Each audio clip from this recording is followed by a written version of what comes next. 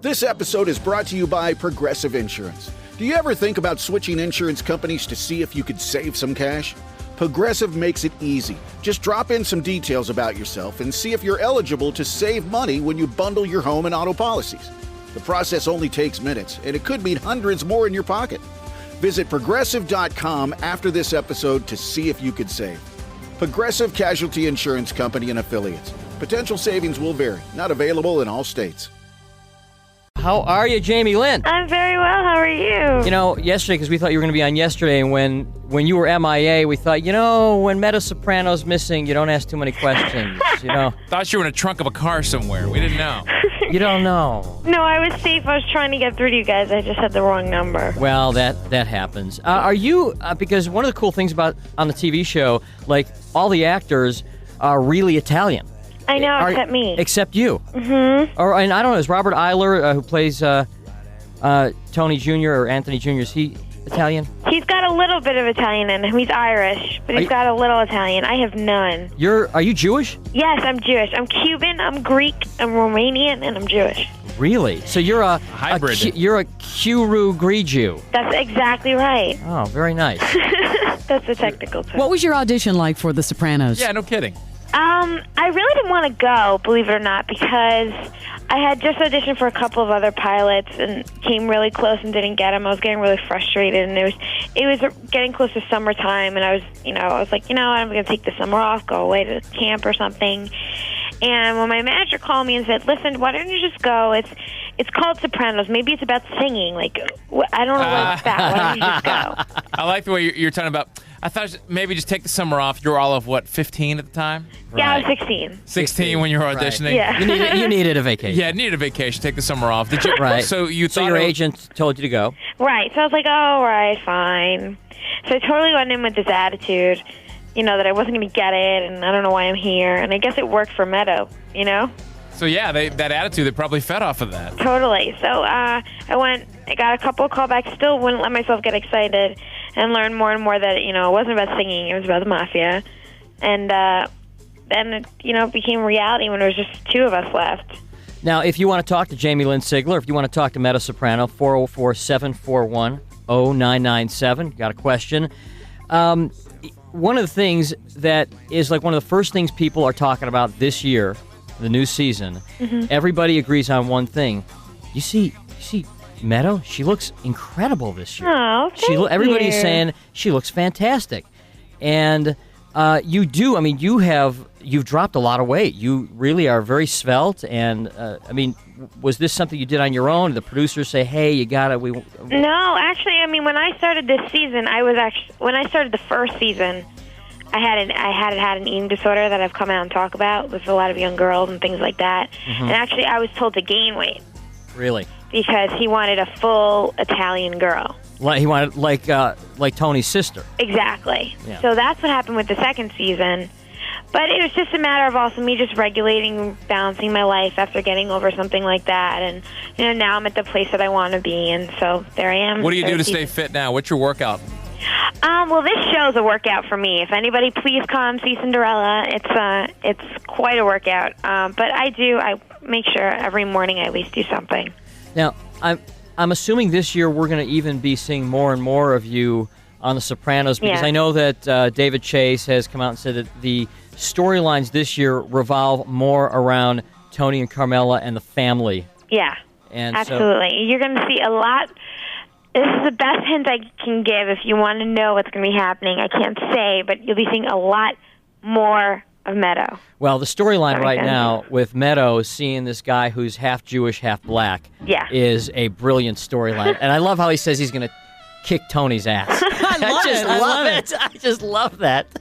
Oh, it's brilliant. Now, Jamie-Lynn, when you got the part, did you all of a sudden go out and rent all the Godfather movies? Yeah, did you get all mob all the mob movies just to kind of get into the role? No, I didn't. I had seen a couple of them before, but my character, I never really had to deal much with that, except once we started filming and getting into the season, and Meadow would drop these quotes and lines, I would always have to do my research and find out what the hell she was talking about. Right. Are there actors in your family? Because I read that you started, doing stage when you were 9 years old. Yeah, no, nobody. My brother's a lawyer. My other brother's a stockbroker. You just took it up and thought in school that acting was cool? I started dancing since when I was 3 years old. Wow. And I just couldn't leave the stage since. And, you mentioned singing. Do you have a little group, or what do you do? No, I've been singing longer than I've been acting, and I did all musical theater before Sopranos. So this past year, I started recording my first album because I got my record deal because on the second season, when I'm singing No Scrubs with my friend making grilled cheeses, somebody, I don't even know why, but somebody heard it and got in contact with me, and said, is Jamie sing? And I said, yeah. And it's just, so next thing I knew, I was in a recording studio. You're kidding? Like, what record company? It's a brand new label in America called Edel North America. Yeah, we know about Edel. Yeah, so I'm kind of like their breaking new artist. Wow, congratulations. What kind of music do you do? Well, because of my Cuban background, it's got a lot of Latin influence to it. I mean, it's pretty popish, but, more in the Latin R&B kind of side. Instead of Jamie-Lynn Sigler, you could put Meadow Soprano looking for a hit. A little mob feel. No, she's going to be J-Lynn. J-Sig. Yeah, right? I love J-Sig. her, so. J-Sig. You're the new J-Sig. What was it like, with all the success of the show, suddenly you're at all these award shows and there's all these actors and superstars around you? It's very surreal. I mean, I remember the first time we went to the Emmys, that was our first big award show. Robert and I, my little brother, were just, running around up to everyone and just like little kids in a candy store, Like we went up to the cast of Friends and this and that. It was so surreal and amazing, but we all have so much fun together. I'll tell you a funny story. At the Golden Globes, we were told if we won Best Show, there was too many of us, we couldn't all go on stage. Mm-hmm. And of course, Tony Sirico just did not like that at all. Right, and Tony Sirico, you don't argue with, Paulie Walnuts. You don't argue with Paulie Walnuts. So, I mean, I can't repeat what he said because of the language. I would love to have heard that. So, yeah. Literally 12 of us snuck into this service elevator with like all the waiters and all the food and everything. Went through the kitchen, and once they announced Best Show, we all of a sudden just appeared on stage. No one knew where we came from. Oh, really? Excellent. That was not planned. No. Has Tony Sirico ever talked to you privately about his past? Because, right now on thesmokinggun.com, you can actually pull up transcripts of his courtroom, of his case from back in the early 70s. I mean, this guy was like the real deal. I'm telling you, guy was the real deal. He hasn't told me like specific stories, but he's told me he can always take care of anything. Oh man, he I could take absolutely. care of it. So you were talking about like being at these award shows. Golden Globes and stuff. Who are some of the biggest actors you met? I met Dylan McDermott, which is big for me because I think he's gorgeous. Cast of Friends, of course, Robert and I, because we love that show. Right. Julia Roberts, and I mean, I'm very shy. I kind of like to sit back and take it all in, kind of thing. But I like the perks. I got to meet and sing because of their HBO concert and stuff like that, and that was cool for me. You get your picture taken with them and with all the other. Now, at the premiere in New York a few weeks ago, there were a lot of big stars there. Keith Richards was there, and now I had heard that Springsteen was there, but there were no sightings of him. Well, he has been there the past 2 years.